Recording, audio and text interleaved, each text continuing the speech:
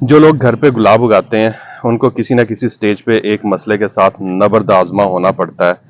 वो मसला ये होता है कि आपके गुलाब बहुत अच्छे चल रहे होते हैं, बहुत अच्छे से ब्लूम भी कर रहे होते हैं या अच्छे से ग्रो भी कर रहे होते हैं। सडनली क्या होता है कि आपकी एक ब्रांच ब्राउन होना शुरू होती है, ऊपर से टॉप से ब्राउन होना शुरू होती है, जैसे ये आपको नजर आ रहा होगा। ब्राउन होना शुरू होती है, देन ब्लैक होती है और फिर वो नीचे की तरफ बढ़ना शुरू हो जाती है और देखते ही देखते वो पूरी ब्रांच आपकी काली हो जाती है और खुश्क हो जाती है। और अगर उसको प्रॉपरली डील ना किया जाए और अगर आपको समझ ना आए कि ये कोई मसला है गुलाब के साथ और आप उसको उसी तरह छोड़ दें, तो ये मसला जो है ये आपके गुलाब के पौधे को मार भी देता है।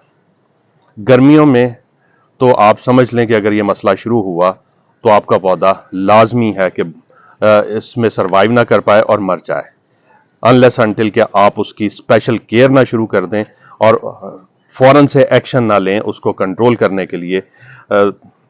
अदरवाइज आपका पौधा ये मर जाएगा। इस बीमारी को डायबैक कहते हैं और इसमें होता यही है कि ऊपर से जैसे ये ब्रांच आपको नजर आ रही है, ऊपर से ब्राउन होती है, होना शुरू होती है, ब्लैक होना शुरू होती है और फिर ये नीचे की तरफ बढ़ना शुरू हो जाती है।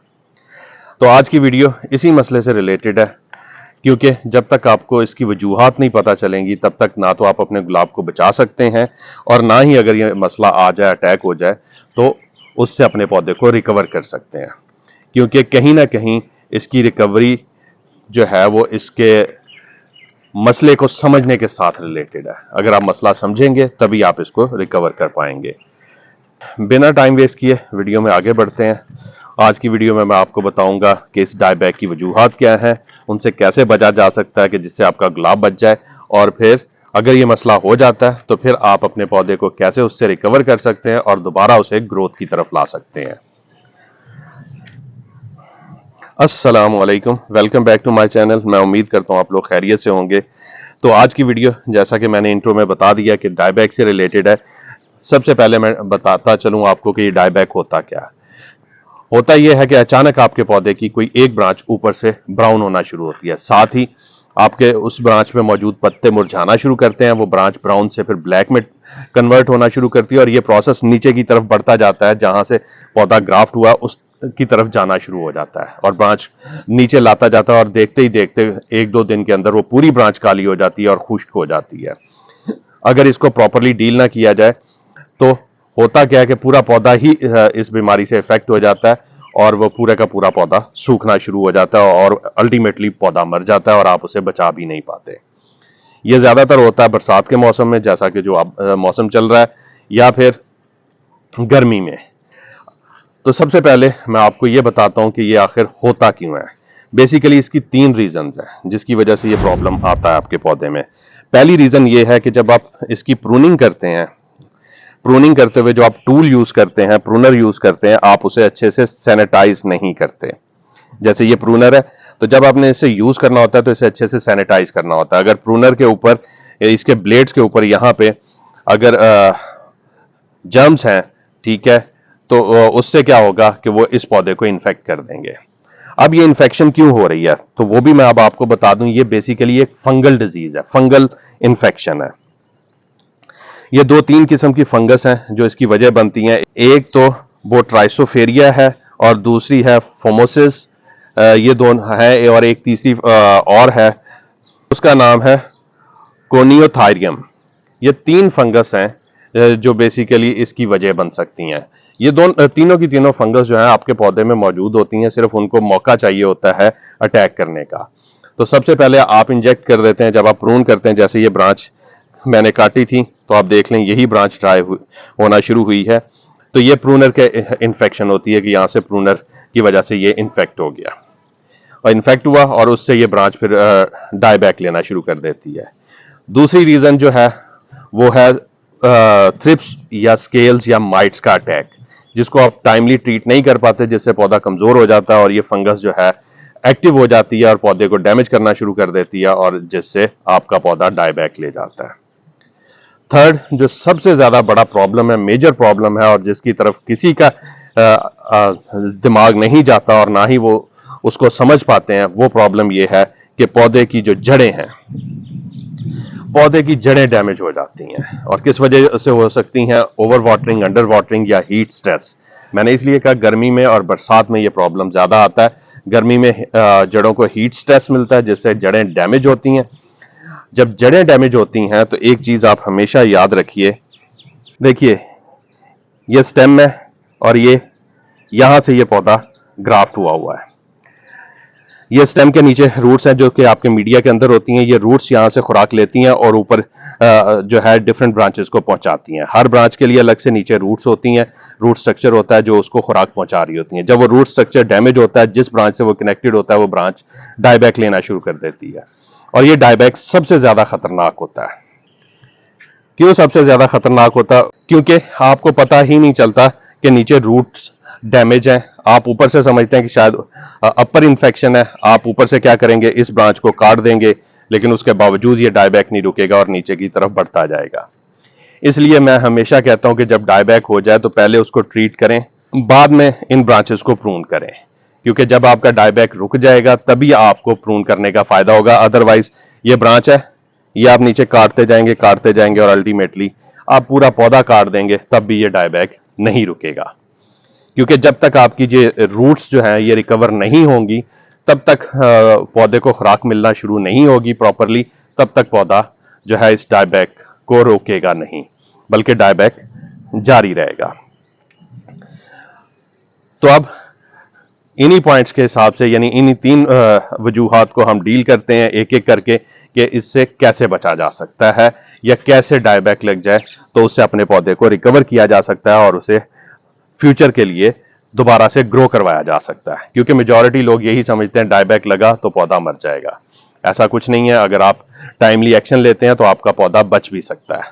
सबसे पहले बचने का तरीका यही है कि जब आप प्रूनर्स वगैरह यूज करें, जैसे ये प्रूनर है, आप इसको यूज करें, ठीक है, तो यूज करते हुए आप इसे सैनिटाइज कर लें अच्छी तरह। इसके ब्लेड को ना स्प्रिट से, अल्कोहल से या किसी भी अच्छे सैनिटाइजर से इसको वॉश कर लें और फिर इसको यूज करें। अगर कुछ भी नहीं है आपके पास तो सिंपल इसे साबुन से वॉश कर लें ब्लेड को और फिर यूज करें, तो वो फंगस फिर आगे आप शिफ्ट नहीं कर पाएंगे या अगले पौधे तक नहीं पहुंचेगी अगर आप इसको अच्छी तरह सैनिटाइज कर लेंगे। अगर सैनिटाइज नहीं करेंगे तो वो अगले पौधे तक भी ये कैरियर बन जाएगा आपका प्रूनर। दूसरी बात यह है कि हवा की सर्कुलेशन होनी चाहिए आपके पौधे में, ताकि फंगस इफेक्टिव हो ही ना पाए, नमी ना बने, ह्यूमिड इन्वायरमेंट ना ज्यादा क्रिएट हो जिससे फिर ये फंगस को बढ़ने का मौका मिलता है वो ना बढ़े। फिर जब आपके थ्रिप्स, माइट्स या एफिड्स वगैरह का अटैक होता है, जो कि पौधे के रस चूसने वाले ये कीड़े हैं जो पौधे को रस चूस लेते हैं और उससे फिर उसको वीक कर देते हैं, तो इनको आप टाइमली ट्रीट करें ताकि ये बीमारियां ज्यादा मसला क्रिएट ना करें। तो इससे भी आप डायबैक से बच सकते हैं। तो अब आखिरी बात की तरफ चलते हैं कि ठीक है जी, डायबैक अब हो गया, अब क्या करें। तो आपने परेशान नहीं होना। डायबैक हो गया तो सबसे पहला काम आपने ये करना है कि एक अच्छा सा फंजीसाइड अरेंज करना है और उसको आपने यूज करना है। अब कौन से फंजीसाइड हैं जो डायबैक से आपके पौधे को रिकवर करेंगे और उनका यूज कैसे करना है, ये सारा अभी मैं आपको समझाता हूं। लेकिन उससे पहले आपको ये भी बता दूं कि अगर वाटरिंग का इशू है, पानी आप गलत दे रहे हैं, तो आप पानी को फौरन बंद कर दें, ठीक है। पौधे की सॉइल को ड्राई होने दें और जब अच्छी तरह ड्राई हो तभी पानी देना है। बार बार पानी नहीं देना और बरसात में तो खास तौर पे ख्याल रखना है कि ओवर वाटरिंग नहीं होनी चाहिए। अगर ओवर वाटरिंग होती रही तो फिर आपका पौधा जो है वो सरवाइव नहीं कर पाएगा, वो डायबैक नहीं रुकेगा। पानी रोकें, फिर उसके बाद फंजीसाइड की तरफ आते हैं। सबसे पहला फंजीसाइड मैं आपको बताता हूं जो एक ही फंजीसाइड आपके इस डायबैक के पूरे मसले को हल कर देगा, वो है स्कोर। सिजेंटा कंपनी का स्कोर है, मैं उसकी आपको पिक्चर भी शेयर कर देता हूं, लेबल भी शेयर कर देता हूं। वो आप लें, 0.5 ml पर लीटर के हिसाब से आप डिसॉल्व करें और उसका अच्छे से स्प्रे करें। वो स्प्रे आपने 7 दिन बाद रिपीट करना है। इंशाल्लाह 2 स्प्रे में आपका डायबैक रिकवर हो जाएगा। अगर ये ना मिले तो फिर 2 फंजीसाइड हैं जिनको आप यूज करेंगे। एक टॉप्सन एम है जिसका केमिकल थायोफिनेट मिथाइल होता है, वो ले लें, और दूसरा साथ मैंकोजिप ले लें। इन दोनों को मिक्स करें इक्वल क्वांटिटी में। इसका 2 ग्राम पानी में एक में डिसॉल्व करें 1 लीटर पानी में और उसका स्प्रे करें। ये आपने 4 से 5 दिन बाद स्प्रे रिपीट करना और ये भी 2 स्प्रे में आपका उम्मीद है ये जो है डायबैक ये रुक जाएगा। उसके बाद आपने क्या करना है, 1 वीक के बाद यही कॉम्बिनेशन आपने पानी में दोबारा से मिक्स करना है, लेकिन इस दफा आपने जब सॉइल पूरी ड्राई हो जाए तो बेस में डाल देना है। बेस में डालने से यह होगा कि जितनी भी फंगस रूट में है वो सारी की सारी फंगस खत्म हो जाएगी और आपका पौधा इंशाल्लाह रिकवर हो जाएगा और फिर दोबारा से ग्रोथ कुछ ही दिनों में स्टार्ट कर देगा। अब इसमें एक प्रॉब्लम यह होता है कि आप फंजीसाइड का स्प्रे करने के बाद चुप करके बैठ जाते हैं। ऐसा नहीं है, आपको फिर बाद में 1-2 फीडिंग भी करनी है और वो फीडिंग आपको केमिकल फीडिंग करेंगे तभी आपका पौधा जल्दी से रिकवर होगा। और वो केमिकल फीडिंग है 126100 MAP, मोनो अमोनियम फॉस्फेट। 1 ग्राम पर लीटर के हिसाब से पानी में डालें, उसी का स्प्रे करें, वही बेस में डालें, लेकिन फंजीसाइड के 2 से 3 दिन के बाद, जब आपकी रूट्स थोड़ी रिकवर हो जाए और वो इस काबिल हो जाए कि पौधे को खुराक दे सकें, तब आपने देने हैं। बल्कि बेहतर यही है कि दूसरा स्प्रे करने के फौरन बाद आप, यानी 1 दिन के गैप के बाद दें, पहले स्प्रे के बाद अभी खुराक ना दें, क्योंकि ऐसा ना हो कि रूट्स डैमेज हो, आप खुराक दें और वो और रूट्स को डैमेज कर दें।